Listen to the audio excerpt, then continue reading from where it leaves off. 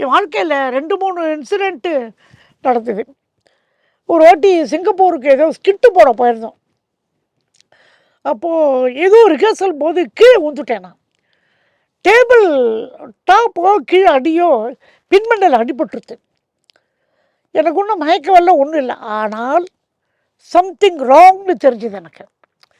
இப்போது உங்களோட பேசின்னு இருக்கேன்ல, ஒரு செகண்ட் கழிச்சு எதுக்கோ பேசுகிற மாதிரி இருந்தது. இல்லைடா இப்படி ஒரு உணர்வு ஒன்றுமே புரியலையே.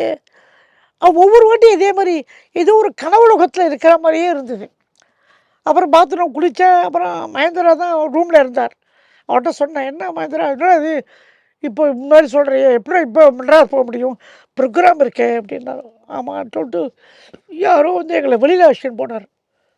அப்போ வந்து மனசுக்குள்ளே நினச்சிட்டேன், திருப்பதி பெருமாள்கிட்ட வந்து துவஜாஸ்தம்பட்ட போகிறது, அங்கேருந்து அங்கபிரஷம் பண்ண ஆரம்பிக்கிறது, அப்படியே மனசில் நினச்சிட்டே வந்துட்டே இருந்தேன். அந்த காரை விட்டு கீழே இறங்கி சூரியனை பார்த்தேன். எல்லாம் சரியாக போச்சு. அந்த டோட்டல் கிளியர் சார் எனக்கு. அப்போ நான் வேண்டினேன், கையில் மோதிரம் போட்டுட்டேன். பெருமாளே இந்த மோதிரத்தை உனக்கு போட்டுடுறேன்னு வேண்டிட்டேன். அதே மாதிரி 100 இன்சிடென்ட் அதே மாதிரி 100 வாட்டியும் ஆச்சு.